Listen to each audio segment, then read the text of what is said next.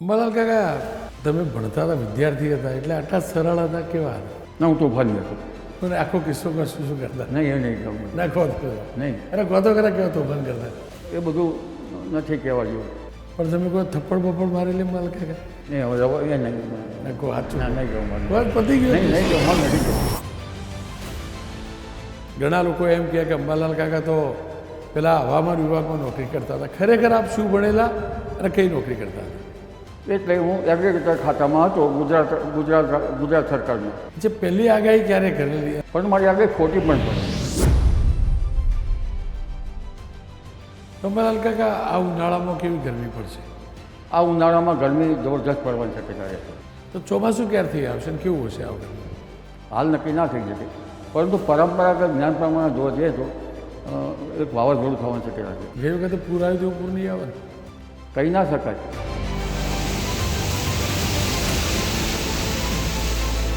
અંબાલાલ કાકા, બધા કે પેલા ટીટોળી ઈંડા મૂકે એટલે એનાથી લક્ષણો મળી જાય ચોમાસાની, બધું સાચું હોય એ શું હોય?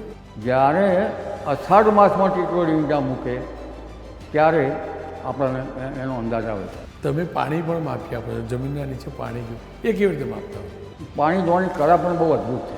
ભૂતકાળમાં એક કેસ પણ થઈ ગયેલો તમારા ઉપર, એવું હતું? મને ખ્યાલ નહોતો. હું આમાં સંશોધન કરવામાં રસ હતો અને સપડાઈ ગયો. તમે શું આગળ પછી કાર્યવાહી શું થઈ? મારી ધરપકડ થઈ ગઈ. એ વખત નહીં થયું કોઈ છોડ દઉં બધું? થઈ ગયું ને, અત્યારે હાલે થઈ ગયું. તમારા પરિવારના લોકો ના કહે કે હવે બહુ થઈ ગયું, ઉંમર થઈ, બંધ કરી દો બધું? મારો દીકરો તો મને પહેલાંથી કહે કે તમારે આમાં નહીં પડવાનું. પણ અંબાલાલ કાકા તો બધા અમે જે સમજીએ ને એ તો અંબાલાલ કાકા હીરો સ્ટાર છે. સ્ટાર તો મારે નથી થવું. મારે તો માત્ર ખેડૂતોની સેવા કરવી છે. હવે છેલ્લો સવાલ કહેજો, આ રોનક પટેલનું ભવિષ્ય? ધી રોનક પટેલ શોમાં આપનું સ્વાગત છે. આજે વાત કરીશું અંબાલાલભાઈ પટેલ, એટલે કે આપણા આગાહીકાર અંબાલાલ કાકા સાથે. અંબાલાલ કાકા, આપનું સ્વાગત છે. આપનો આભાર. આપના શોમાં એબીપીમાં આપનો આભાર. અંબાલાલ કાકા, તમે ભણતા હતા, વિદ્યાર્થી હતા, એટલે આટલા સરળ હતા, કેવા હતા? ના, હું તોફાની હતો. મૂછો રાખતો, તોફાની હતો. હડતાલ પાડવામાં બહુ રસ પડતો. નો મૂડ સ્ટ્રાઇક. મને આખો કિસ્સો શું શું કરતા? નહીં, એ નહીં કહું બધું. ના કહો તો. નહીં. અરે કહો તો ખરા, કેવા તોફાન કરતા? તોફાની એટલે નો મૂડ સ્ટ્રાઇક એટલે ડબલા સાંકળવાના.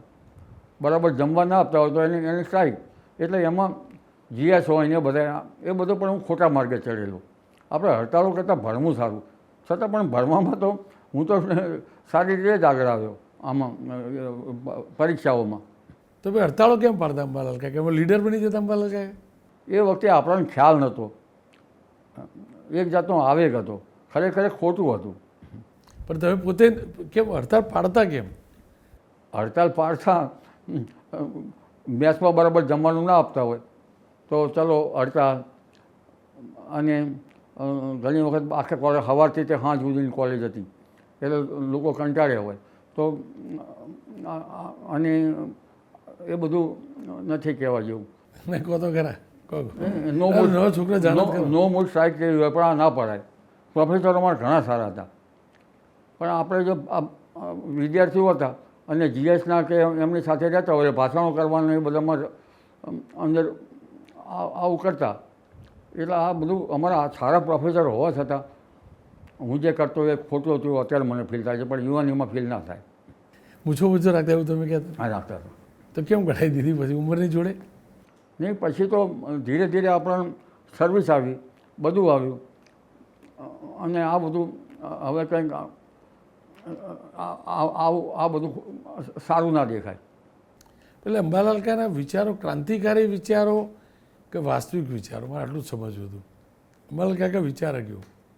વિચારોમાં તો એવું હતું કે મને ગાંધીજીનું પાત્ર બહુ ગમતું, સત્ય બાબતમાં ગમતું.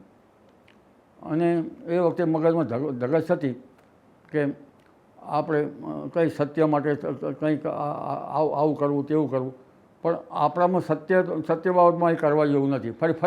ફરીવાર પાછી જેલ થાય. એટલે એ વખતે તો કોલેજમાં તો અમારા પ્રોફેસર ઘણા સારા હતા, પણ સત્ય માટે જવામાં મને રસ ખરો, પણ હવે સત્ય સાધન સુધી નથી. પણ તમે કોઈ થપ્પડ બપ્પડ મારેલી અંબાલાલ કાકા? ભણતા હતા કોલેજમાં કોઈને થપ્પડ મારેલી એ હવે એ નહીં ના કહો સાચું ના કહો. નહીં કહું મારે કોઈ પતી ગયો નહીં નહીં કિસ્સો? કહું મારે નથી કહું અહીંયા કહો તો. હવે ગો લેટ ના નહીં ને હું વિવાદ કરવાની નહીં. કે તો લોકો જાણે અંબાલાલ કાકા નહીં કેવા. ગો લેટ જેમ ગો એ આપણામાં એટલામાં કંઈ એ યુવાની એ બહુ એમાં કંઈ ખબર નથી પડતી હતી. અચ્છા, અંબાલાલ કાકાને કોઈએ થપ્પડ મારેલી, મા બાપે થપ્પડ મારેલી, બહુ તોફાન કરતા હતો? એ તો બને જેવું પણ એ તો એ થપ્પડો તો આપણે વિદ્યાર્થીની હોય તો આનંદની હોય. બાપુજી મારતા? બાપુજી ખેતીવાડીમાં જ વધારે રસ લેતા એટલે થપ્પડ તો શું મારે. હું તો સવાર મેં ઘણી વખત ખેતરમાં વાંચવા જતો રહેતો, ખેતરમાં ખબર રાખો કે ઢોરને પેસી જાય તેમ. એટલે આ બધું ખેતરમાં જવું, સવારે શિરામણ કહેવાય ને એ લઈને ફાધર માટે લગભગ જમી તો 2 કિલોમીટર કે તેથી વધારે હોય વહેલા પહોંચી જવું. ભાત લઈ જઈએ કે ભાત તો મારા બીજા અમે ભાત લઈ ના જઈએ, શિરામણ લઈ સવારનું જઈએ. શિયાળું. કોઈ મારા મધર કામ કરતા હોય, કોઈ બીજા લેડીઝ હોય ભાત લઈને જાય. પણ રોનકભાઈ એક વસ્તુ બહુ ભૂલી ગઈ છે, એ વિસરાતી બાબત છે. પહેલાં વરસાદ પહેલો આવે ત્યારે મેઘલાડુ થતા ખબર છે, થતા ને અને આખા ગામમાં ઉજવણી ઉજવણી થતી. થતી. અને પછી ગાતા ગાતા જે બહેનો હોય એ બળદના પેલા નાના પૂરા હોય છે ને એને શું કહેવાય છે, આખા ઝાડના મોટાની અમે ચામડું કહેતા, પણ એને શું કહેવાય છે એનું? પેલા ઝવેરા આવતા એ કોઈ નહીં તો આખી જુવારના નહીં, થોડુંક જુવારના નિગલ અવસ્થા આવે અને એને બળદ માટે વાઢી લેવાની. એટલે એ પૂરા લઈને જવાનું બળદ માટે આનંદ આવતો. અને બળદના બાજુમાં રહીને એક ખવડાવતા અને બળદ જોઈને બહુ આનંદ થાય. પણ જાનમાં જવાની મજા આવતી બળદ જોડીને. બળદના શિંગડા હોય એને તેલ ચોપડવાનું, એનો જે પેલો ટોકરો હોય છે ને ખડખડ કરતો એના પર તેલ ચોપડવાનું, એના પર ઝૂલ મૂકી હોય અને સાંગા માચી આમ વાંકી હોય છે ને, સાંગા માચીમાં બેસવાનું. નાના છોકરાને બેઠા હોય, પેલું કોઈ ખડખડ ખખડાવે શું કહેવાય, મીઠું લૂણ ખગડાવ બેન. ના એ બધું હોય. અને એમાં બળદ જ્યારે હતા તો અમારા બળદમાં ટોકરા ખર્ચતા એમાં જોવાની મજા આવે. બળદ છે અમારા પરિવારનો સભ્ય જ હતો. અમારે બળદ ઘરડો થયો, બધાને બોલાવીને ઊભો કરવાનો, પણ છેક સુધી એની અમે સેવા કરી. તો અંબાલાલ કાકાને જાન સમો ગયેલી બળદગાડા? મારા નવા ટ્રેક્ટરમાં જઈ હતી, પણ બીજામાં હું ગયો હોય ને આમાં નાના છોકરા હતા ત્યારે પાછળ ગાડું હોય, આગળ સાંગામાંથી વાળી જાન હોય. અંબાલાલ કાકા બહુ બધા લોકોમાં એક મિથ છે, ઘણા લોકો એમ કહે કે અંબાલાલ કાકા તો પેલા હવામાન વિભાગમાં નોકરી કરતા હતા. ખરેખર આપ શું ભણેલા અને કઈ નોકરી કરતા હતા? હું આણંદમાં BSc એગ્રીકલ્ચર ઇંગ્લિશ મીડિયમમાં કરેલ. ત્યારબાદ હું 1972માં ગુજરાત રાજ્ય બીજ પ્રમાણ એજન્સીમાં સુપરવાઇઝર તરીકે જોઈન થયો. એટલે હું એગ્રીકલ્ચર ખાતામાં હતો ગુજરાત સરકારના. તો અંબાલાલભાઈ, તમે હવામાન વિભાગના આગાહીકાર બન્યા કેવી રીતે? આગાહીકાર બનાવવા માટે હું ગામડે સીડ સર્ટિફિકેશનમાં, બિયારણના સર્ટિફિકેશનમાં જાઉં, રોગિંગ હોય. તો અંબાલાલભાઈ, આપ ખેતીવાડી વિભાગ સાથે જોડાયેલા હતા, તો હવામાનની આગાહી કેવી રીતે કરવા લાગે? હું જ્યારે બિયારણ સર્ટિફાઈડ કરવા માટે પ્લોટ ઉપર જાઉં અથવા તો જ્યાં બિયારણના સીડ સર્ટિફિકેશન માટેનો પ્લોટ લીધા હોય તે ખેડૂતને મળું. દાખલા તરીકે હું ઈડરમાં જાઉં અને ખેડૂતને પૂછું કે ભાઈ આપનો કપાસ છે, પહેલો કપાસ હતો ગુજરાત 67 અને અમેરિકન નેપ્ટરલેસ, એનું ક્રોસિંગ ચાલતું હતું. શંકરચાર્ય કપાસ આપણે નામ સાંભળ્યું છે? બિલકુલ. સીટી પટેલ સાહેબ, લગભગ એમણે બહુ મહેનત કરેલી સુરત ખાતે. હવે ત્યાં ખેડૂતભાઈને પૂછું કે આ વખતે આપનો કપાસ બરાબર કેમ થયો નથી? ત્યારે ખેડૂતભાઈ મને જવાબ આપે કે સાહેબ આ વખતે વરસાદ બરાબર થયો નથી. તો મારા મનમાં એક વિચાર સ્ફૂર્યો કે મારે નવસારી જવાનું થાય છે, મારે જૂનાગઢ જવાનું થાય છે અને મારે દૂર જવાનું થાય છે. તો આ અંગેનું વરસાદ અંગેનું શા માટે આપણે અભ્યાસ ના કરવો? ત્યાર પછી હું ત્યાં લગભગ આપણે એસટી ડેપો છે ત્યાં પુસ્તક મળતા હતા, ખ્યાલ હોય તો રેલવે પાસે પણ પુસ્તકો મળે. એટલે હું ત્યાંથી કંઈક પુસ્તક લઉં અને ઘરે ધીરે ધીરે અભ્યાસ કરું. ઘરે લગભગ 11-12 વાગે પહોંચું. ત્યાં મારા મિસિસ હોય એ રાતે 12 વાગે તો પૂરીને શાક કરે અને તરત ખાઈ અને કલાક પાછું આનો અભ્યાસ કરું. એમ અભ્યાસ કરતાં કરતાં મને ગ્રીપ આવી ગઈ. પણ રોનકભાઈ, મને જો આગળ લાવવામાં ફાળો હોય તો દૈનિક પેપરોના તંત્રીશ્રીઓનો હતા. આપને કહી શકું કયા તંત્રીશ્રી હતા? કહી શકાય, બિલકુલ. પહેલાં તો મને શેઠ સંદેશના શેઠ શ્રી આપણે ફાલ્ગુનભાઈના ફાધર ચિમનભાઈ પટેલ, ચિમનભાઈ સાથે મારે સંપર્ક થયો. હું આગાહી ચિમનભાઈ શેઠને આપવા ગયો ત્યારે એમને આગાહી જોઈ અને પછી નરભૈરામ સદાવ્રતી હતા એ મુખ્ય મને લઈ જાય. પછી એમણે કહ્યું કે આ છાપવા આપી દો, એ છપાય. આગાહીમાં પછી 1980માં લગભગ એક બપોર પછીનું નાનું એમનું સેવક કે બાર કંઈક એવું સેવક કેવું નામ હતું, એ બહાર પડતું હતું અને એ જોઈને મને આનંદ થયો. પછી પાછો ચિમનભાઈ પટેલ સાહેબને આપવા હું જાઉં શેઠને કે આ વખતે અંબારામ તારી આગાહી ખોટી પડી, તો પછી આવતી વખત સાચી પડશે તો ફરી પાછા લે. પછી તો હું સંદેશ પંચાંગમાં લેખ લખવા માંડ્યો. મારી ક્લિપો આખી ખોલે, લાંબા લેખો, અને વાંચે. શેઠ છે ને એમના આમ માણસને પારખવામાં જબરદસ્ત હતા. આપને જોયેલા છે? નથી જોયું. અને વ્યક્તિત્વ પર્સનલ વ્યક્તિત્વ હતું. એટલે પછી ધીરે ધીરે ચિમનભાઈ પટેલ મને આગળ લાવ્યા. ત્યાર પછી પંચોલી સાહેબ હતા જનસત્તામાં. પંચોલી સાહેબનું નામ સાંભળ્યું? નથી સાંભળ્યું. ત્યાં હું આગાહી આપવા જાઉં ત્યારે જનસત્તા વધારે ચાલતું હતું. લોકસત્તા જનસત્તા તો પછી થયું. તો કાગળમાં 2 બાજુ લખું. એટલે મને કહે છે 2 બાજુ કાગળમાં ના લખાય, 1 બાજુ લખાય. પછી હું ત્યાં બેસીને 1 બાજુ લખી અને જે કહે ત્યાં આપી દઉં. પછી ત્યાં મને એમાં પંચોલી સાહેબે જરા વધારે આપણે શેઠ સાહેબ જો મને આગળ વધવા માટે પ્રયત્ન સારા કર્યા એમને. અને ત્યાર પછી હું ગુજરાત સમાચારમાં જાઉં. ભૂપતભાઈ વડોદરા સાહેબ હતા, એમને મળું. ગન હાઉસ કે એવું કંઈક હતું, સંભાવ ગન હાઉસમાં. આ બધાને મને સપોર્ટ સારો મળ્યો. અને પછી ત્યાર પછી ક્યારેક હું જય હિન્દમાં જાઉં, જય હિન્દ છાપું. મીઠાપુર મીઠા કડી ઓફિસ એ કોર્નરમાં. એ શેઠના પણ મને સહકાર સારો મળ્યો. એટલે પહેલાં મારા પગરણ જે છે ન્યૂઝ આપણે ન્યૂઝ પત્રો પરથી થયું, દૈનિક પત્રોમાં. પણ મને વધારે રસ્તો જરા સહકાર આપવા માટે નરભૈરામભાઈ સદાવ્રતી અને ચિમનભાઈ શેઠ સાહેબ, આ બંનેને મને બહુ સહકાર આપેલો. તો પેપરમાં છપાતું લોકો વાંચી તમને મળવા આવતા ખરા? પેપરમાં છપાય, પણ ગામડાઓ હતા ને દૂર દૂરથી, એટલે પછી એ વખતે તો કોઈ માધ્યમ નહોતા. અત્યારે તો મોબાઈલ થયા, બધું થયું, એટલે વાતચીત ન થાય બધી ઘણી. પણ ગામડે જવું એટલે તમારી આગળ સાચી પડી, આમ પડી, એવું બધું કે એ બધું મને કહે. અને મારી આગળ છપાતી તો લગભગ ઘણા સમયથી 1977થી મને આ જ્યોતિષમાં રસ પડેલો. અચ્છા, પહેલી આગાહી ક્યારે કરેલી અને ક્યારે સાચી પડેલી? પહેલી આગાહી મારા ખ્યાલ મુજબ, મને અગાઉના તો ખ્યાલ નથી, ગામડામાં હું કરતો હતો આગાહીઓ. ગામડાના રિપોર્ટર હોય ને આજુબાજુના, એ પેપરમાં આવતું હોય એટલે મને મળે જાણવા ના મળે. પણ 1980 પછીમાં મને એમ લાગ્યું કે મને આમાં આગળ વધવા જેવું જણાયું. અને કંઈક અંશે મને આમાં સત્ય નજીક આપણે જઈ શકીએ જ્યોતિષના આધારે, અથવા તો જે પરંપરાગત જ્ઞાનના આધારે, એવું મને અહેસાસ થયો. પણ મારી આગળ ખોટી પણ પડેલી. 1985, 86 અને 87માં આ વર્ષોમાં મારી આગાહી સત્યની નજીક નહોતી રહી.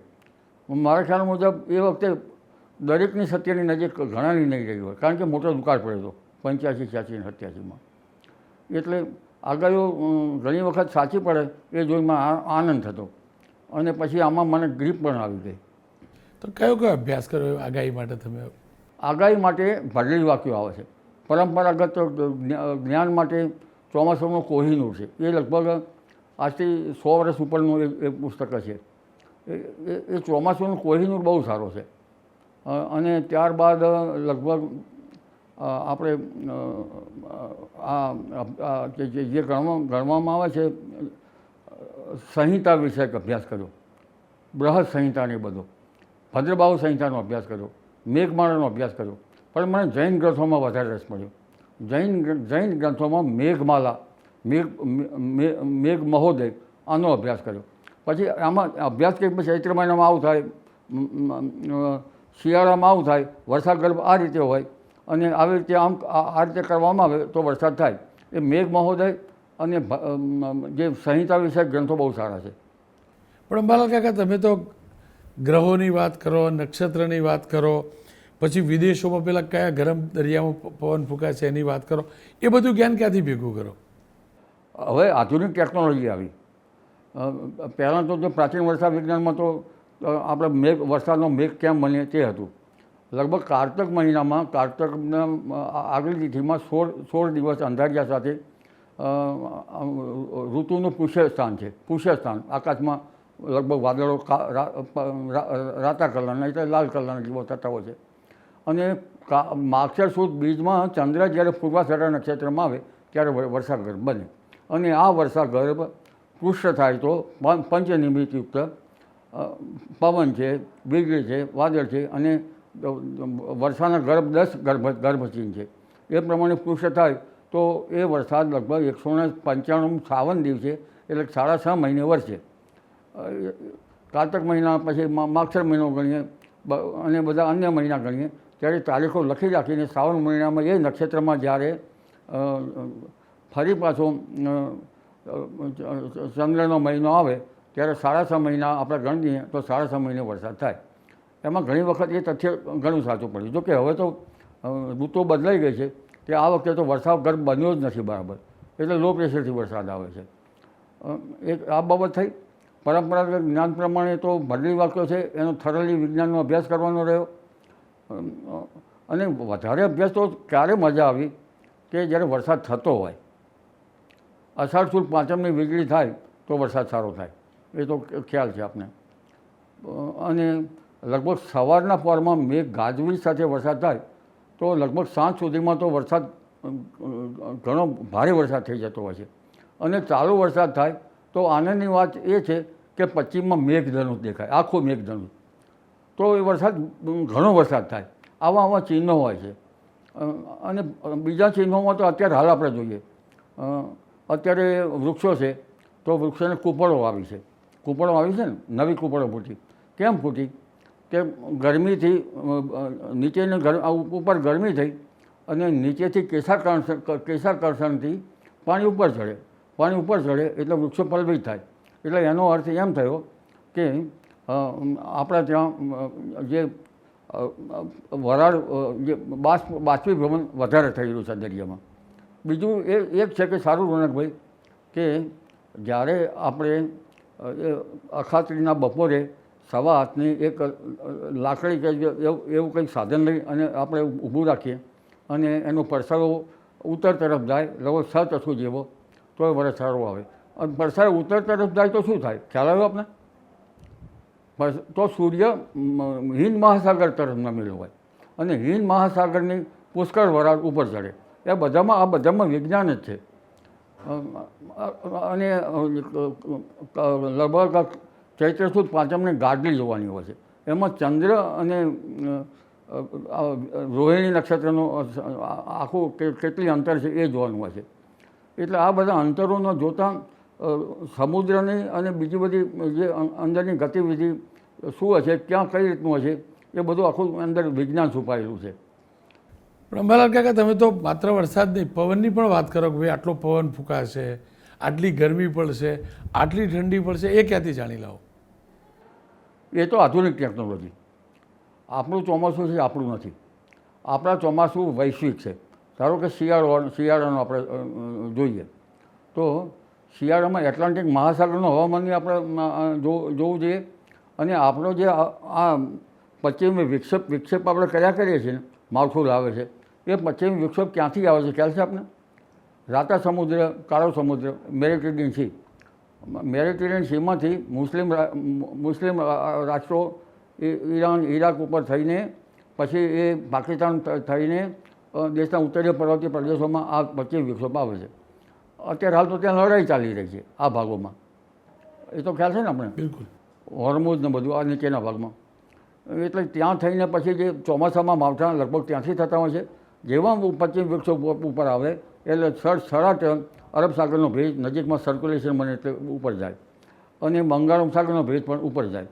આ ભેજ ઉપર જાય એટલે આપણને ખ્યાલ આવી જાય, કારણ કે હવે સિસ્ટમો અંદર જણાય છે એટલે ખ્યાલ આવી જાય કે આ પશ્ચિમ વિક્ષેપમાંથી માવઠું ગુજરાતમાં થવાનું છે.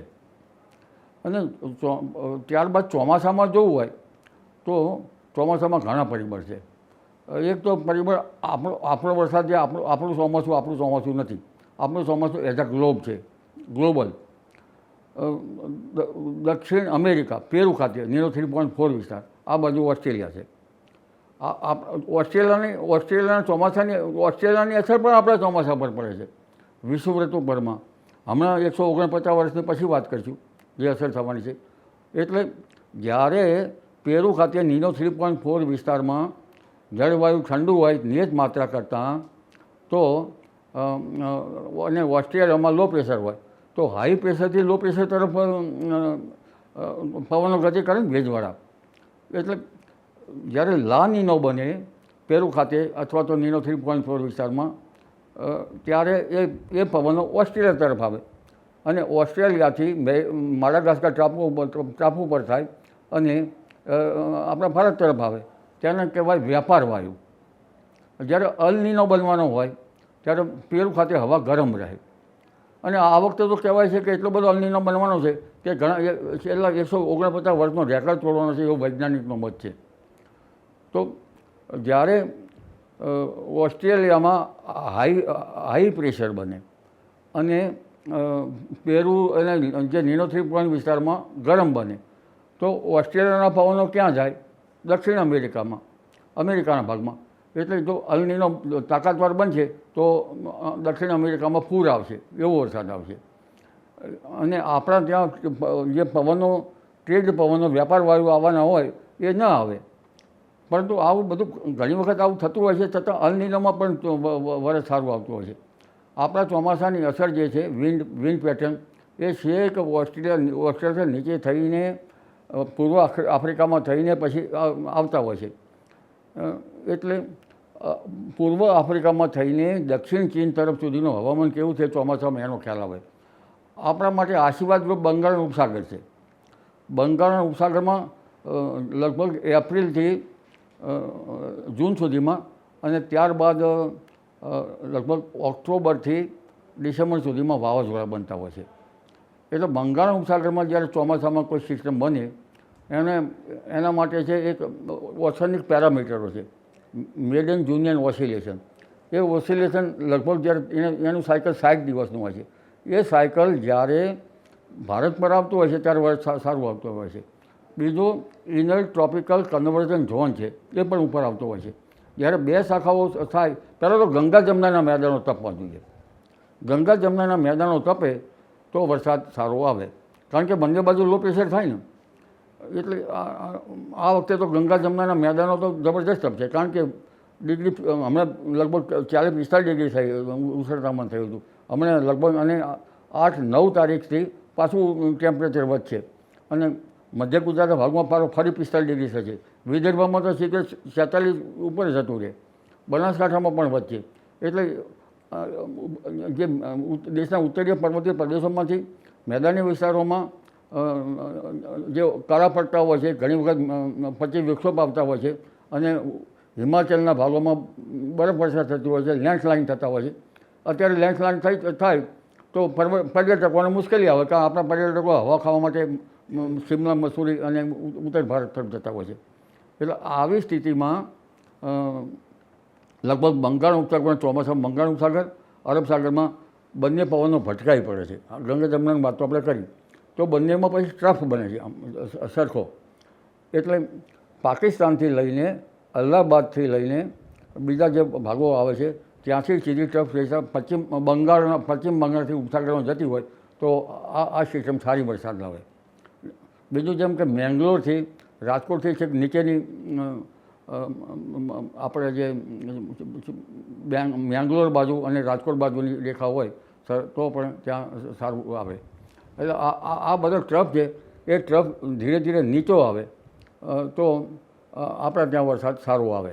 તો અંબાલાલ કાકા, આ ઉનાળામાં કેવી ગરમી પડશે? આ ઉનાળામાં ગરમી જબરજસ્ત પડવાની શક્યતા રહે છે. આ ગરમી અત્યારે હાલ તો ગરમી ઘટવાની શક્યતા છે. લગભગ 40 ડિગ્રી સેલ્સિયસ જેટલું મહત્તમ ઉષ્ણતામાન આવશે. પરંતુ જેમ જેમ તારીખ 8મી મે આવશે અને 8મી મેથી ગરમી પડશે તે 11-12 મે સુધીમાં તો ગરમી બહુ ઘણી પડશે. જેમાં મધ્ય ગુજરાતના ભાગોમાં તો મહત્તમ તાપમાન 45 ડિગ્રી સેલ્સિયસ જેવું થઈ શકે છે. તો ચોમાસું ક્યારથી આવશે ને કેવું હશે આ વખતનું? ઉત્તર ગુજરાતમાં ગરમી પડશે. ચોમાસા માટે આપણે ત્યાં આંદામાન નિકોબાર ટાપુનું ખાસ મહત્ત્વ છે. 12મી મેથી 20મી મે વચ્ચે આંદામાન નિકોબાર ટાપુ પર વરસાદ થવાની શક્યતા રહે છે અને 28મી મે સુધીમાં આંદામાન નિકોબાર ટાપુ પર ભારે વરસાદ થવાની શક્યતા રહે. ત્યારે ઉપસાગર જળ તોફાની ચડતો હોય છે અને આ આંદામાન નિકોબાર ટાપુ પરથી વરસાદ થાય. શ્રીલંકા ઉપરથી પણ એક ઉપર ચોમાસું આવે, કારણ કે વચ્ચે આપણે લો પ્રેશર એરિયા વિષુવવૃત્ત છે. એટલે જ્યારે આંદામાન નિકોબાર ટાપુ પરથી ચોમાસું આવવાની શક્યતા રહે છે અને ગરમી વધારે પડશે તો લગભગ 28 મે કે તે પહેલાં ચોમાસું દક્ષિણમાં દસ્તક લઈ શકે છે. 28 મે કે 27 મેથી અને 1 જૂન સુધીમાં આવી શકે છે. પરંતુ એનો નોર્મ્સ હોય છે. કેરળ કાંઠે ચોમાસું અમુક સ્ટેશનોમાં આટલો વરસાદ થાય તો જ પછી દક્ષિણમાં ચોમાસું પહોંચ્યું કહેવાય. તેની ગણના તો હવામાન ખાતું કરે છે. પરંતુ ઘણી વખત ચોમાસું રોનકભાઈ મે મહિનાના 15 મે કે એને નજીકમાં પહોંચ્યું હોય છે. ઘણી વખત 18 જૂનમાં પણ પહોંચ્યું હોય છે. ઘણું વહેલું ચોમાસું પહોંચી જાય તો પણ વરસ સારું ના આવે એવું ગણાય. જો આપણું ચોમાસું તો 15 જૂનથી શરૂ થાય, તમે એમ કહો છો કે મેના અંતમાંથી શરૂ થઈ જાય ચોમાસું? નહીં, એવા બનાવો બનેલા છે. તો ઘણી વખત તો 18મી જૂને પણ ચોમાસું આવેલું છે. લગભગ 1972માં ચોમાસું મોડું આવેલું, ત્યારે આપણે 1972માં દુકાળ હતો. અને ઘણું ચોમાસું એકદમ વહેલું આવી જાય તો પણ આપણા ચોમાસા ઉપર અસર થતી હોય. એટલે આ વખત વહેલું આવશે ચોમાસું? આ વખતે ચોમાસું વહેલું આવવાની ગરમી વધારે પડે વહેલું આવી શકે, પણ મારું માનવું એવું છે કે ચોમાસું 25-26 મે લગભગ પહોંચવાની તૈયારી થાય. 28 મે આવે અને ક્યારેક જૂને આવી શકે. જો ઘણું વહેલું ચોમાસું આવશે તો એ ચોમાસા માટે મુશ્કેલી થઈ શકે. એટલે 15 દિવસ પહેલાં ચોમાસું આવી જશે? નહીં, પહેલાં આવેલું છે અગાઉ. ના, આ વખતે 27-28 મેથી દક્ષિણ દસ્તક દઈ એટલે એનો મતલબ 15 દિવસ પહેલાં થયું કાકે? 15 દિવસને 1 જૂને આવે ને ચોમાસું તો દક્ષિણ કેરળ કાંઠે. કેરળમાં પણ આપણા ત્યાં ગુજરાતમાં? આપણા ગુજરાતમાં મુંબઈમાં 10મી જૂને પહોંચે અને સૌરાષ્ટ્રના દરિયા કિનારે લગભગ 15 જૂન આસપાસ પહોંચે. એટલે આપણા અને ત્યાંથી ઉપરના ભાગમાં જુલાઈ મહિનામાં પહોંચે. આપણે ગુજરાતમાં ક્યારે આવશે? આપણે ગુજરાતમાં ચોમાસું આવવાની શક્યતા દક્ષિણમાં આવ્યા પછી જ નક્કી થઈ શકે, હાલ નક્કી ના થઈ શકે. પરંતુ પરંપરાગત જ્ઞાન પ્રમાણે જોવા જઈએ તો એક વાવાઝોડું થવાની શક્યતા છે. અરબી સમુદ્રમાં બંગાળ ઉપસાગરમાં વાવાઝોડું થવાની શક્યતા છે. 15 મે પછી ઓશનિક પેરામીટરો સારા થાય છે 15 મેથી જૂનમાં, અને બંગાળ ઉપસાગરમાં ખતરનાક વાવાઝોડું થશે. અરબ સાગરમાં પણ 15 મે પછી એક વાવાઝોડું થવાની શક્યતા રહે છે. 8મી જૂન પછી દરિયામાં પવનો બદલાવાની શક્યતા રહે છે અને 15મી જૂન પછી ત્યાંની અસર થવાની શક્યતા રહે છે. એટલે ગુજરાતમાં ચોમાસું મૃગશીર નક્ષત્રમાં આવવાની શક્યતા રહે છે.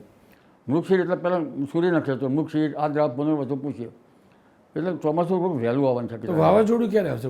વાવાઝોડું આવવાની શક્યતા? વાવાઝોડું આવવાની આ વખતે અરબ સાગર વધારે સક્રિય રહેવાની શક્યતા રહે છે.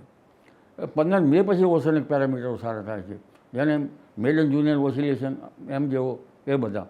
એટલે વાવાઝોડું આવે તો કેવા પ્રકારનું આવશે આપણા અરબ સાગરમાં? અરબ સાગરમાં વાવાઝોડું આવે તો વાવાઝોડું ચક્રવાત કેટલું ખતરનાક હશે? ગુજરાતને ટચ કરશે શું દેખાય? એ તો જ્યારે આવે ત્યારે જ કહી શકાય, અત્યારથી વહેલું કહેવાય. પરંતુ જે 15 મે પછી ઓશનિક પેરામીટર બને છે, 17 મેથી લગભગ 15મી જૂન આસપાસ અરબ સાગર સક્રિય થવાના કારણે ચક્રવાત બનવાની શક્યતા રહે છે. અને એ ચક્રવાત ઓમાન તરફ જાય તો આપણને હરકત ઓછી આવી શકે. અને ચક્રવાત બરાબર મજબૂત હોય તો લગભગ બીજો સ્પેલ મોડો આવી શકે. 1 મહિનામાં બે હળવા દબાણો ઊભા થવા જોઈએ. 1 મહિનામાં 2 બંગાળ ઉપસાગરમાં, અને એ રીતના દબાણો ઊભા થાય તો જ ચોમાસું આપણે વરસાદ સારો હોય પીરિયોડિકલી. ચોમાસું જશે સારું ઓવરઓલ? મારું એવું માનવું છે શરૂઆતનું ચોમાસું સારું થશે. અલ નીનોની ધાસ્તી છે, પરંતુ ઇન્ડિયન ઓશન ડાયપોલ એટલે હિન્દ મહાસાગરનું હવામાન સાનુકૂળ રહેશે. અરબ સાગરનું હવામાન સાનુકૂળ રહેવાના કારણે જૂન માસમાં સારો વરસાદ પડવાની શક્યતા રહે છે ગુજરાતમાં. ગઈ વખતે પૂર આવ્યું તેવું પૂર નહીં આવે ને? કહી ના શકાય. કારણ કે ગરમી અત્યારે હાલ ગરમી જોરદાર પડી રહી છે અને સૌરાષ્ટ્રમાં વરસાદ જો આવી જો તો પૂર આવી શકે. એટલે જૂનમાં વરસાદ સારો આવશે, જુલાઈમાં સૌરાષ્ટ્રમાં વરસાદ આવવાની શક્યતા રહે છે, ઓગસ્ટમાં વરસાદ કંઈક અંશે સારો આવશે અને પાછોતર વરસાદ જે છે એ લગભગ ઓક્ટોબર સુધી ચાલુ રહેશે. એટલે સપ્ટેમ્બરમાં વરસાદમાં કંઈક છૂટો સમયે વરસાદ આવી શકે. અંબાલાલ કાકા બધા કે પેલા ટીટોળી ઈંડા મૂકે એટલે એનાથી લક્ષણો મળી જાય ચોમાસાની, બધું સાચું હોય એ શું હોય? ટીટોળી ઈંડા તો અત્યારે મૂકે તો બચાવ ઉડી જાય, વરસાદ નથી આવતો. જ્યારે અષાઢ માસમાં ટીટોળી ઈંડા મૂકે ત્યારે આપણને એનો અંદાજ આવે, કારણ કે ટીટોળીમાં લગભગ ઘણા કિલોમીટરના અંદાજ વરસાદનો અંદાજ આવતો હોય છે ટીટોળીને. તમે જુઓ તો લગભગ ચોમાસું આવા થાય એટલે ટીટોળી અવાજ કરે છે, ખબર છે ને આપણે? પેલો આપણે એને કહે વક્તી તિથિ એવો અવાજ આપણે કહીએ છીએ. અને તરત મોસમ પલટાય છે, કારણ ઘણા કિલોમીટર સુધીમાં ટીટોળીને ખ્યાલ આવે છે. એટલે ટીટોળી ફરતી ફરતી જોતી આવતી હોય એવું હોય? એટલે નહીં, ટીટોળી તો આપણે દરેક ઠેકાણે હોય. આપણી આજુબાજુના વૃક્ષોમાં જ્યાં જઈએ તો ઘણી ટીટોળી હોય, પણ ટીટોળીના ઈંડાની વાત હતી. અષાઢ મહિનામાં ઈંડા મૂકે તો એને ખ્યાલ આવે કે વરસાદ થવાનો છે. જો ભારે વરસાદ થવાનો, પૂર જેવો વરસાદ થવાનો હોય તો ટીટોળી સૂકા તળાવના વચ્ચે ઈંડા ના મૂકે. અને સૂકા તળાવના ઈંડા વચ્ચે મૂકે તો એનો અર્થ એમ થયો કે વરસાદ બહુ થવાનો નથી. પણ ટીટોળી જો ઊંચાઈએ ઈંડા મૂકે તો એનો અર્થ એમ થયો કે એના માળાને હાનિ થવાની નથી, વરસાદ નીચે ઘણો આવી શકે. એને 3 કે 4 ઈંડા હોય છે. ઓછા ઈંડા હોય તો એને એ બરાબર સારું ના આવે. એટલે ટીટોળીને આઈડિયા છે કે વધુ વરસાદ પડશે એટલે ઊંચાઈ ઉપર મૂકે. હા, પણ અષાઢ માસમાં અત્યારમાં તો ટીટોળીના ઈંડા ઘણીવાર બચ્ચા નાના થઈને ઉડી જતા હોય છે. બીજો અંબાલાલ કાકા, તમે પાણી પણ માપી આપો છો, જમીનના નીચે પાણી ગયું એ કેવી રીતે માપતા હોય? અરે એ રીત તો બહુ મજાની રીત છે. લગભગ 1 ફૂટ જેટલા 18 ઇંચ જેટલો અને 2 સળિયા હોય. આ સળિયા છે અને આવો વળાંક હોય. આ વળાંક છે ને નીચે, એ બંને સાથે રાખીને આપણે ચાલવાનું. જ્યાં પાણી હોય ત્યાં સળિયા આ જે છે આ બે આમ સીધા થઈ જાય, 180 અંશમાં થઈ જાય તો આપણને ખ્યાલ આવે કંઈ પાણી છે. ખેતરમાં પાણી માપવું હોય તો અખાત્રીજની આસપાસ માપવું સારું. અખાત્રીજની આસપાસ પાણીના તળ ઊંચા આવતા હોય છે આ ગરમીના કારણે. અને એને કયા ઠેકાણે કેટલું પાણી હોય છે એ લોકેશનમાં ગણવું અઘરું હોય છે. ઘણી વખત તો આપણને લઈ ગયા હોય, ખરો તાપ હોય અને તાપમાં તો આપણા માથે ગરમી પણ ચડી જાય. પણ જે ભાઈને બોર બનાવવો હોય તો ઘણી મગજમાં અહીં બોર બનાવો છે, ઘણી અહીં બોર બનાવો છે, પણ એના મગજમાં લોકેશન તો હોય. એ લોકેશન ના આવતું હોય તો ફરીવાર આપણે મહેનત કરાવે. એટલે ત્યાં પણ તમને મુક્ત મને ક્યાંક અંબાલાલ કાકા ચેક કરી આપો અહીંયા ક્યાં પાણી છે, તમે કેટલા ટકા બતાવી શકો? લગભગ પાણીનું જે ગણતરી છે એ બહુ સાચી પડતી હોય છે ઘણી. મેં જે ચેક કર્યું એ મને 100% જેવી સાચી પડી હતી. પણ સૌરાષ્ટ્રમાં ક્યાંક બંધિયાળ પાણી છે, ક્યાંક નથી બંધિયાળ પાણી, ક્યાંક ડુંગરાના ખાંચમાં પાણી છે, ત્યાં જોવું તમારે અઘરું પડી જાય. તમે તમારા કહેવા હિસાબથી અત્યાર સુધી કેટલી જગ્યાએ બોર માટે તમે નિશાન આપી દીધું જો અહીંયા પાણી? હું તો ઘણી વાર ઘેર બેઠે નિશાન આપેલા છે. ખેતરમાં તો ક્યારેક કોક લઈ જતા ગયેલો છે. ઘેર બેઠે આપણને નિશાન આપવાના હોય તો જૂના ઝાડ જોઈએ. જૂનું ઝાડમાં જે ડાળી નીચે નમેલી હોય અને પીળી પથ્થર જેવી થયેલી હોય તે ખૂણામાં વરસાદ હોય. તે ખૂણા વરસાદ કેમ? પાણી હોય. અને એક ઠેકાણે ધરો ઉગી હોય અને બીજા ઠેકાણે ધરો ન ઉગી હોય તો એ બાજુમાં પાણી હોય. એટલે આ બધા અલગ અલગ ચિહ્નો છે. એવી રીતે પાણીમાં પણ ચિહ્નો આવે છે.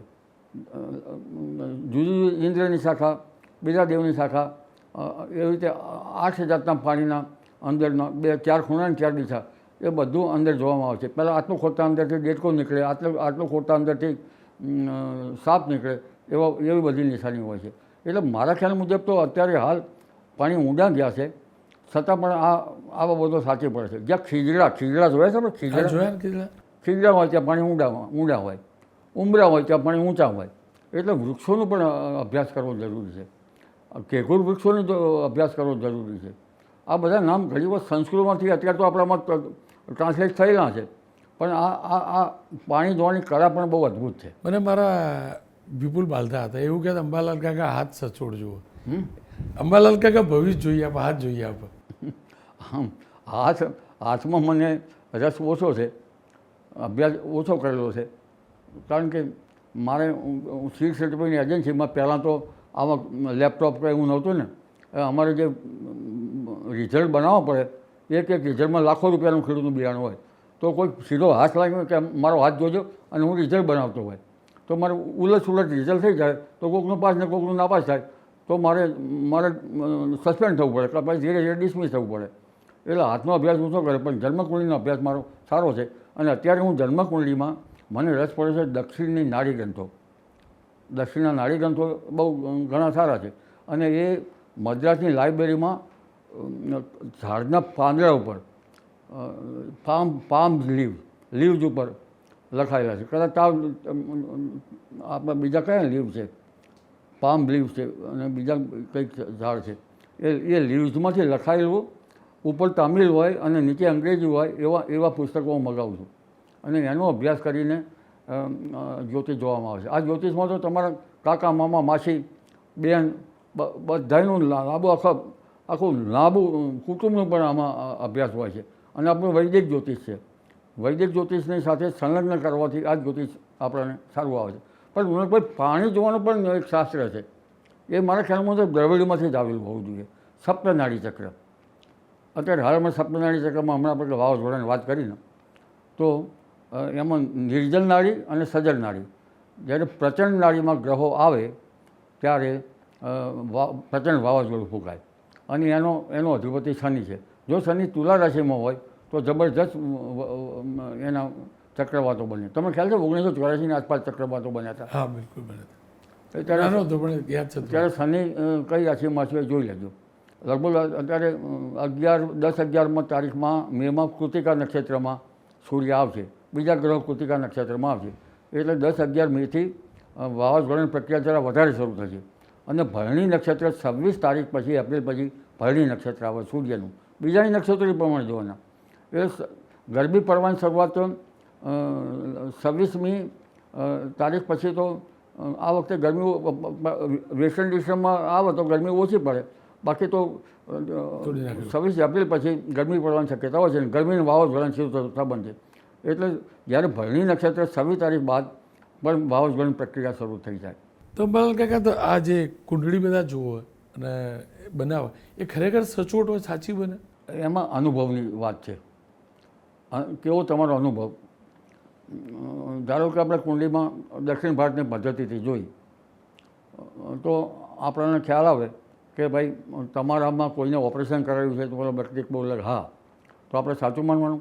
તમારામાંથી કોઈ વ્યક્તિનું મૃત્યુ કારણસર થયેલું છે, ડૂબી જવાથી થયું હોય, સળગી જવાથી થયું હોય, તો આવી ઘણી બાબતોમાં પરિણામ મળે છે. અને પછી આગળ શું છે એનું ભવિષ્ય એ ગ્રહોના આધારે હોય છે. પણ એમાં અનુભવ વધારે જરૂર છે. અને દક્ષિણ ભારતની નાડી ગ્રંથોમાં તો બહુ સરસ છે. એમાં ભૃગુ ઋષિની નાડી છે, નંદેશ્વરની નાડી છે, બસ સપ્ત ઋષિની નાડી બહુ સરસ છે. અંબાલાલ કાકા, તાવતે વાવાઝોડું આવેલું મને યાદ છે. મેં ત્યારથી તમને ટેલિવિઝન ઉપર તમારી જોડે સંવાદ બી ચાલુ કર્યો. એ દિવસોમાં દરેક રોનક હોય કે બીજી ચેનલ બધા અંબાલાલ કાકા જોડે પહોંચે.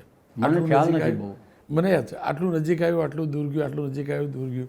કેટલાક લોકો તો એમ પણ કે અમારે સોશિયલ મીડિયા પર કોમેન્ટ આવે ને કે અંબાલાલ કાકો જ વાવાઝોડું જોડું લાવશે. તમે લોકો ક્યાં ખરા તમે જ વરસાદ લઈ આવ્યા, તમે જ પૂર લઈ આવ્યા, વાવાઝોડું લઈ આવ્યા? એ તો લોકોને આનંદ આવતો હોય એટલે કહી શકે. બાકી તો વરસાદના સત્ય નજીક પહોંચવાનો પ્રયત્ન કરી રહ્યો છું. બાકી વરસાદ તો કુદરતની દેન છે. ક્યારેક આપણે આગાહી પ્રમાણે ન પણ આવે એટલે ઈશ્વર એના પ્રમાણે છે. પણ વાવાઝોડાની વાત મેં કરી કે આ રીતનું સપ્તનાડી ચક્રમાં પ્રચંડ નાડીમાં આવે તો પ્રચંડ વાવાઝોડું થાય, ચંડ નાડીમાં આવે તો વાયુક્ષોભ થાય, દહન નાડીમાં આવે તો ગરમી પડે, સૌમ્ય નાડીમાં આવે તો અસમશીતોષ્ણ બને, અને નીર નાડીમાં આવે તો એનો અધિપતિ શુક્ર છે ત્યારે વાદળા આવે, અમૃત જલ નાડીમાં આવે જેનો અધિપતિ બુધ છે ત્યારે વરસાદ આવે, ગ્રહોના સંજોગ વધવાના, અમૃત નાડીમાં આવે તો હેલી થાય. પરંતુ અત્યારે અમૃત નાડી ખોટી પડે છે, અત્યારે હેલી થતી જ નથી. અત્યારે લો પ્રેશરથી વરસાદ થાય છે. અંબાલાલ કાકા, પહેલાં તો તમે પેપરમાં લખતા એટલે ખબર ના આવે કે કયા વ્યક્તિ લખી રહ્યા છે, પણ તો ટીવી ઉપર આવો, તમે સોશિયલ મીડિયા પર આવો. તો આ બધા શો એટલા આવ્યા છીએ. ના ના, તમે બધા બોલો છો એટલે અમે કરી, પણ એના પછી તમે બધે જાઓ તો લોકો ઓળખી ગયા, શું કે લોકો? લોકો ગતકડા મારા માટે બનાવે છે, કેટલાક કાવ્યો બનાવે છે. ખાસ કરીને જ્યારે નવરાત્રિમાં ગરબા હોય છે ત્યારે અમુક ઠેકાણે ગરબા બગડે છે, આયોજકોને નિરાશ થવાનું હોય છે, ત્યારે વધારે એ બાબતમાં કંઈક બનાવતા હોય છે. ઘણી વખત હવે એઆઈનો જમાનો આવ્યો એટલે મને ગરબામાં જોઈન કરે છે, મને આ ડોસાના ગરબામાં જોઈન કરો, એ કેટલું ખરાબ લાગે. પણ બધા એવું કહે કે જો અંબાલાલ કાકા ગરબા રમવાના રીતે મીમ્સ બને, તમારા સુધી પહોંચે ખરા લોકો કે અંબાલાલ કાકા જોવા તમારો ગરબો બની ગયો? મોબાઈલમાં તો આવી જાય ને, કોકને કોક ઇન્સ્ટાગ્રામ થયું છે, મને બહુ ખબર નથી, પરંતુ આ બીજા છે ને, આ કયું કહેવાય છે, યુટ્યુબને એ બધામાં તો ખ્યાલ આવી જાય. એના ઉપર આવી જાય, તમે જોઈ લો ખરા? જોઈ લઉં, પણ મારા વર્ષાની આગાહી કે મારું કંઈ હવામાન એમાં ઓછું જોઉં છું. જે પડવાનું હોય તમે કહો, તમે થોડા પડો, એ અંદર આવતું હોય, પણ બીજી ઘણી બાબતો જોવા જેવી છે અત્યારે મોબાઈલમાં. મને અંબાલાલ કાકા એ જ કહો, મારે આ જ સમજવું હતું. તમે કહ્યું બહુ બધી ટેકનોલોજી આવી કે જેનાથી આગાહી કરાય, પણ અંબાલાલ કાકા તો મોબાઈલ સિવાય કશું રાખતા જ નથી. લેપટોપમાં જો ક્યાં અભ્યાસ? લેપટોપ મારી પાસે નથી. તો અભ્યાસ તો આ મોબાઈલ નહોતો મારી પાસે, સાદો મોબાઈલ હતો. સાદો મોબાઈલ હતો તોય આગાહી કરતો હતો. તમે અભ્યાસ કેવી રીતે કરો કે આ દેશમાં અહીંયા થયું, આ બધું થયું, જાણકારી કેવી રીતે મેળવી લો તરત? ધારો કે મેષ રાશિ છે તો પૂર્વ તરફ થાય, વૃષભ રાશિ છે તો દક્ષિણ તરફ થાય, મિથુન રાશિ છે તો પશ્ચિમ તરફ થાય. એવું કુર્મચક્ર આવે છે. જો કે અત્યારે કુર્મચક્ર પ્રમાણે જોયા વગર કુર્મચક્ર ઉપર તો યુદ્ધનું જોવાય છે અને બીજું જોવાય છે બધું. અને મીન રાશિ હોય તો આ 25 વિશ્વ આવવાનો તો મીન રાશિમાં છે, કર્ક રાશિ છે તો જળચર રાશિ છે. એટલે આ રાશિઓમાં જળચર રાશિ છે ક્યાં પ્રભાવી છે એ અંદાજથી જોવાય છે. ના ના, હું બીજું કહેતો ભલે કાંઈક, તમે કોમ્પ્યુટર નહીં રાખતા ના, તો જે દુનિયામાં હાલ જે થઈ રહ્યું હોય, મોબાઈલ જ છે ને, મોબાઈલથી જોઈ લો, ડિજિટલ મોબાઈલમાં દેખાય, બધું ના દેખાય. અત્યારે તો સાચું કહું રોનિક ભાઈ તમને, મને વરસાદ કરતાં હોર્મુઝ જે ઈરાન અમેરિકાનું યુદ્ધ છે ને એનું વધારે જોઉં છું. કારણ કે મને રસ એ છે કે અમારો પશ્ચિમ વિક્ષોભ આવે છે, આ દેશમાં લડાઈ થાય છે ત્યાંથી. કાળો સમુદ્ર, રાતો સમુદ્ર વિમાન ઉપરથી નીચેથી જોયો છે, ઠેક નીચે નહીં, નીચે ઉતરવાનું થાય ને ત્યારે જોયું છે. તો આ સમુદ્રમાં અત્યારે યુદ્ધ થાય છે, ત્યાંથી પવનનો ભેજવાળા પવનો મુસ્લિમ રાષ્ટ્રોમાં થઈને આપણા ત્યાં આવે છે. એટલે ત્યાંના અભ્યાસની જરા વધારે આનંદ થાય છે કે આ જ જગ્યાએ હું આગાહી કરતો એ જગ્યાની આસપાસ જ લડાઈ થઈ છે. તમે એને એ વિસ્તારની સ્થિતિને ધ્યાનમાં રાખી અને આગાહી કરો. પશ્ચિમ વિક્ષોભના. અને આ અત્યારે ચોમાસાનું છે એ માડાગાસ્કર ટાપુમાંથી નીચે ઓસ્ટ્રેલિયાના ભાગમાંથી પેલી બાજુ 3.4 વિસ્તારથી હિન્દ મહાસાગરનું હવામાન કેવું છે, અરબ સાગરનું હવામાન કેવું છે, ગંગા જમના મેદાન કેવા તપે છે, અને સમુદ્રમાં તાપમાન કેવું છે. એટલે સમુદ્ર તાપમાન 27-27 હોય તો વાવાઝોડા થાય, પરંતુ એમાં સાનુકૂળ સ્થિતિ પાછી હોવી જોઈએ. અંબાલાલ કાકા, બહુ બધી તમે આગાહી કરી, કોઈ વાર આગાહી કર્યા પછી પસ્તાવું પડ્યું હોય, કારણ આ ક્યાં પડ્યો આની અંદર, એવો કોઈ કિસ્સો? એવું ઘણીવાર થાય છે, પણ મને ખેડૂતોમાં રસ હતો, હું આગાહી કરું છું. કારણ કે આગાહી છે સત્યને જે જવા પ્રયત્ન કરું છું, અને એ કુદરતી નિયમ છે, સાચી પડે અને ખોટી પડે, પણ મોટાભાગે ખેડૂતોને ફાયદો કેમ થાય એ જ નજરમાં વધારે રાખું છું. ભૂતકાળમાં એક કેસ પણ થઈ ગયેલો તમારા ઉપર, એવું હતું? કેસ તો એક જે આ સંહિતા વિશે ગ્રંથ કીધું ને આપણે, પેલું કેવું કહેવાય, બૃહદ સંહિતા, એમાં ભૂકંપના લક્ષણો આપ્યા છે. અને મેદનીય જ્યોતિષમાં ભૂકંપ વિશે માહિતી છે. અમુક ગ્રહો અમુક જોઈન થાય તો પૃથ્વી ઉપર આપણે જેમ વરસાદનું તમે કીધું એવું આકર્ષણ થતું હોય. એટલે આમાં કંઈક સફળતા મળી, એના માટે મેં બહુ પ્રયત્ન કરેલા. પહેલાં તો આપણે આ શું કહેવાય, હવામાનમાં આપણે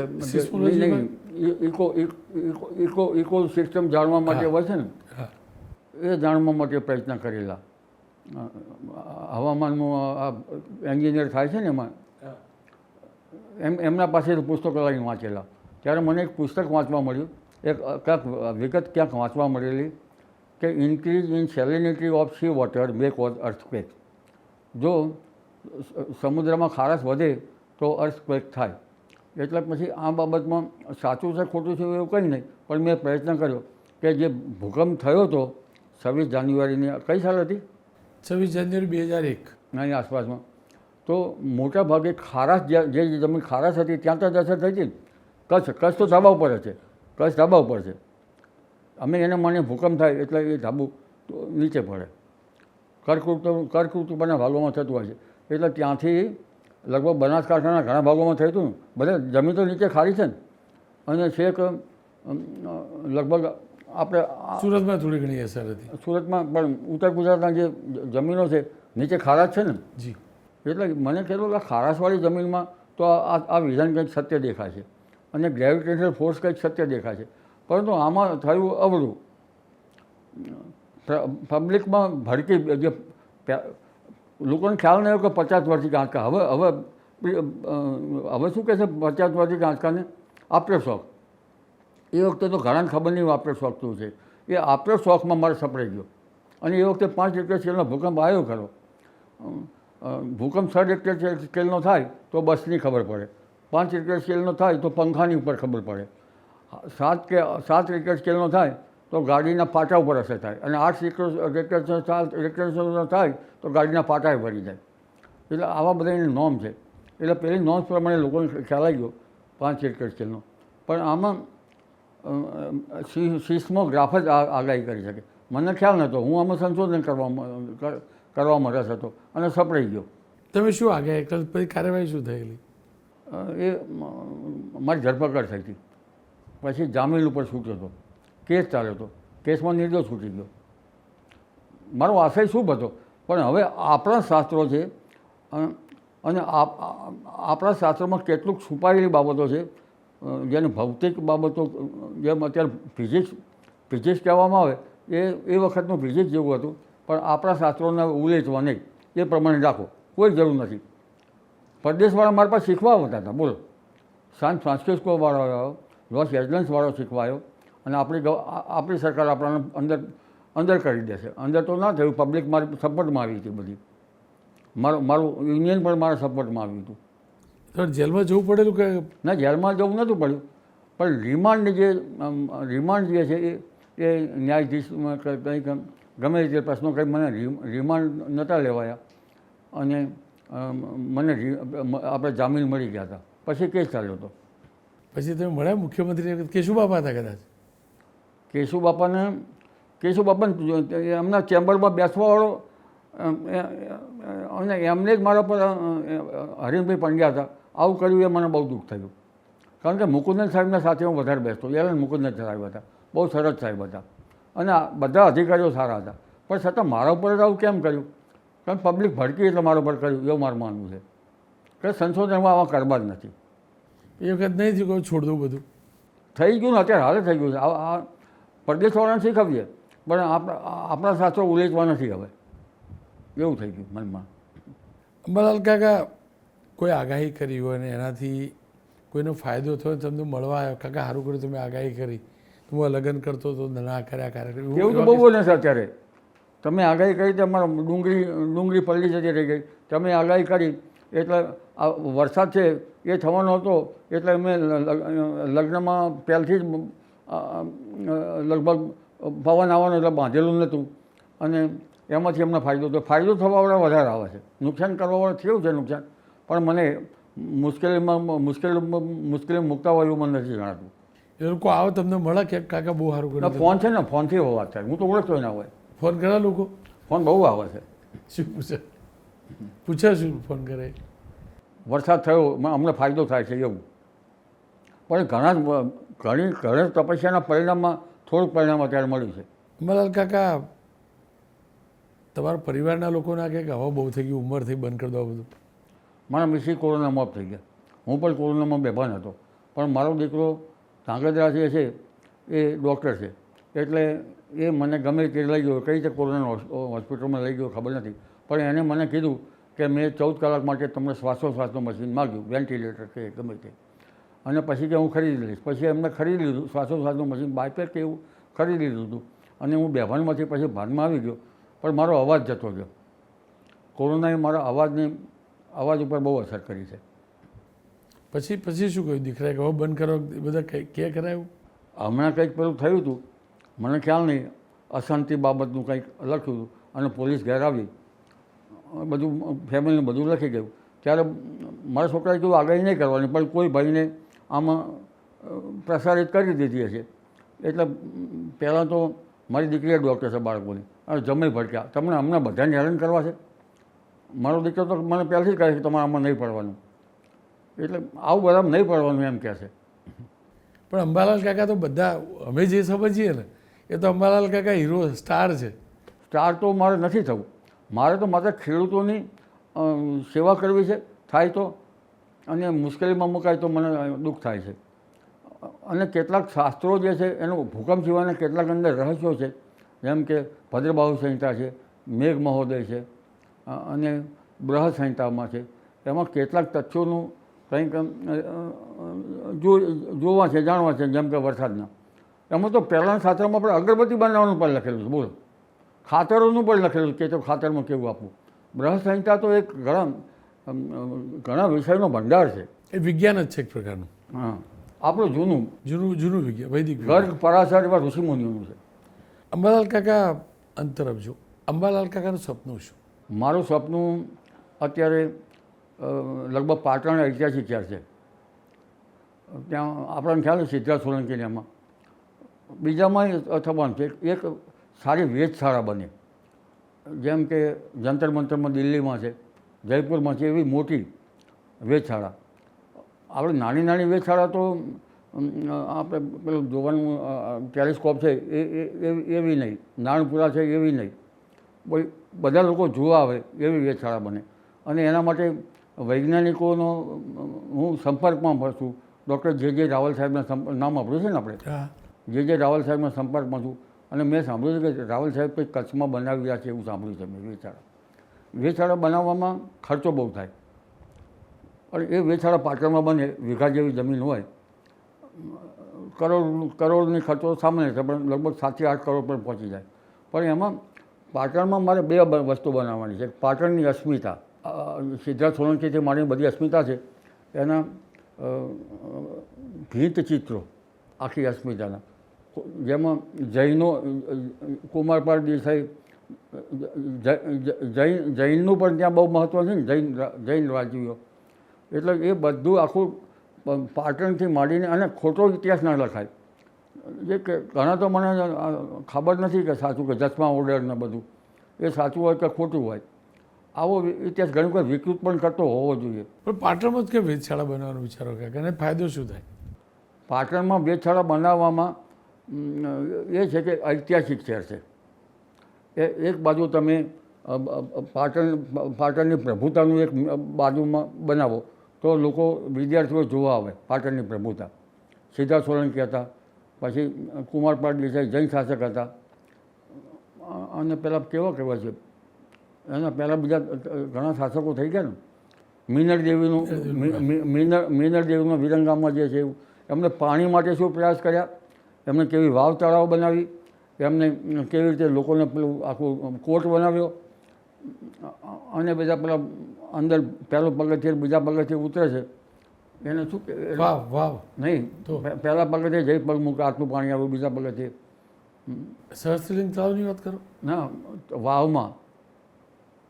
વાવમાં સ્ત્રી પુરુષ ઉતરે છે, અને પછી એ પાટણમાં એ બહુ સરસ ઇતિહાસ છે.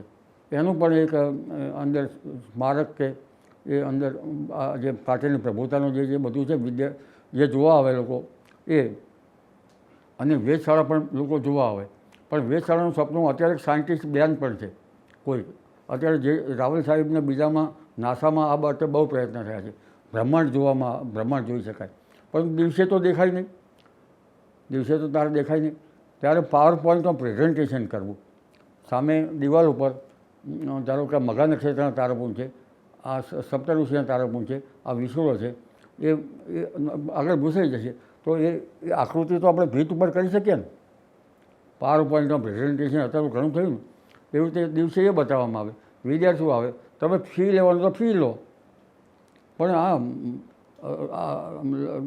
જંતર મંતર અને જે રાજાઓ બનાવ્યું હતું એ રાજાઓ જેવું બનાવી શકવાની તાકાત આપણી છે અત્યારે. જયપુરમાં આવી વેધશાળાઓ લોકો યાદ કરે એવી મોટી, ટેલિસ્કોપ લઈને ઉપર બેઠા અને અત્યારે તારા જોઈએ એવું નહીં. આવું સપનું પણ પૂરું થાય એવું મને નથી દેખાતું. અંબાલાલ કાકા એક અઘરો સવાલ પૂછું, એકદમ અઘરો સવાલ પૂછું વિદ્યાર્થી ભાવે. અંબાલાલ કાકા ગ્રહોની વાત કરે, અહીંયા બેઠા બેઠા ગ્રહો વિશે વિચારે, આ તે અંબાલાલ કાકા કોઈ વારથી હું ગ્રહ ઉપર જાઉં? અશક્ય છે. હવે તો અહીં આવવું તો અશક્ય છે. હવે કઈ રીતે જઈ શકું? કારણ કે ઉપર આપણે ગાંધીનગરના ઝુલાસરના પેલા બેન ગયા હતા ને સુનિતા વિલિયમ, હા, પણ એના માટે અભ્યાસ જોઈએ. ઉપરનું હવામાન કેવું છે, ઉપર પાણી ન હોય પીવાનું, પાણી કઈ રીતે પીવે તો તમને ખ્યાલ છે. એટલે આવું સપનું હવે તો ઉપર જવાનું સપનું રહ્યું છે કે ઉપર જઈએ શાંતિથી, કોઈ માદા પડ્યા સિવાય. મારા મિસિસ જેમ સમાધિમાં જતા રહ્યા એવી રીતે સમાધિમાં જતા રહું એવું સપનું છે. અંબાલાલ કાકા ઉપર જા તમે પૂછીએ કોને, લો આગાહી કોને? એ તો ઘણા હોય, પણ હવે મારી ઉંમર થઈ, હવે મને ભગવાનની ભક્તિ તરફ અને આવા બધા બાબતમાં રસ છે. આ પણ તો ભક્તિ છે ને અંબાલાલ કાકા, તમે આગાહી કરો. આ ભક્તિ છે, ભગવાનની ભક્તિ છે, પણ ઉંમર થઈ તો કહેવામાં ખોટું શું છે? અંબાલાલ કાકા જીવનમાં કરેલું કોઈ એવું કાર્ય જેનો પશ્ચાતાપ હોય કે આ નહોતું કરવું મેં કરી દીધું, તો કોઈ ખરું એવું કામ? હવે એવું યાદ કરવું પડે. પશ્ચાતાપ તો ઘણી વખત થતો જ હોય, કારણ કે આપણા કાકા બાપાના ભાઈઓ સાથે બોલ્યા હોય, ભાઈઓ ખરેખર સારા હોય, પણ આપણાથી બોલાઈ ગયું હોય, એ પશ્ચાતાપ થાય. કોઈ એવું કામ કે જેનો સૌથી વધુ આનંદ થયો હોય આખા જીવનમાં? એ આનંદ મને વાંચવાનો બહુ રસ છે. અને આ શું કહેવાય, આપણે જ્યોતિષમાં એવું ઘણું ઊંડું જ્યોતિષ છે જે લોકો બહુ ધ્યાન નથી આપતા. આ બુધ ગ્રહ છે તો એનો લેટિટ્યૂડ આટલો છે, શુક્ર ગ્રહ છે તો એનો લેટિટ્યૂડ આટલો છે, એવું ત્રિકોણમિતિથી ગણવાનો આનંદ વધારે આવે છે. હવે છેલ્લો સવાલ કહેજો, આ રોનક પટેલનું ભવિષ્ય?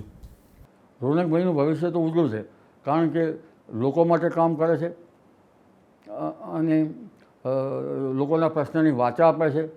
એમના મનમાં મને એમ જણાય છે કે ગુજરાતમાં પછી ડુંગરાળ ગુજરાત હોય,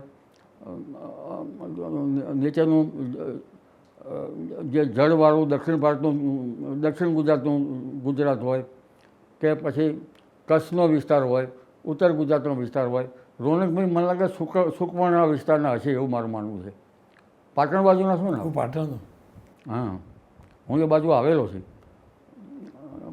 આ પેલું સંડેર, મંડેર, રૂવાવી, કંથાવી ગામ જ મણું સંડેની બાજુ. મણું. પહેલાં ક્યાં જ્યારે હું આવતો ત્યારે લોકોની સ્થિતિ ખાવા પીવામાં બધું દેશી પદ્ધતિ હતી. એકદમ હજી દેશી નહીં, હવે આગળ પણ દેશી. આ વિસ્તારમાં તમે થઈને આખા ગુજરાતનું ભૂગોળ જાણો છો. અને ખેડૂત છે, હું તો એમ માનું છું કે તમે ખેડૂતમાં વધારે તાજેતરમાં તમારામાં હશે બીજામાં, અને લોકોના પ્રશ્નો ઉઠાવો છો એ જોઈને મને આનંદ થાય છે. કારણ કે પ્રશ્નો ઉઠાવવો જોઈએ ધારાસભ્યોએ, પ્રશ્નો ઉઠાવવો જોઈએ રાજકારણીઓ, એના બદલે આપણે પ્રશ્નો ઉઠાવીએ છીએ અને ખેડૂતની ખબર પણ લઈ નાખીએ છીએ. આ બાબત મને બહુ ગમે છે. બસ અંબાલાલ કાકા આપના ખૂબ ખૂબ આશીર્વાદ. હા, આભાર આપનો સાહેબ.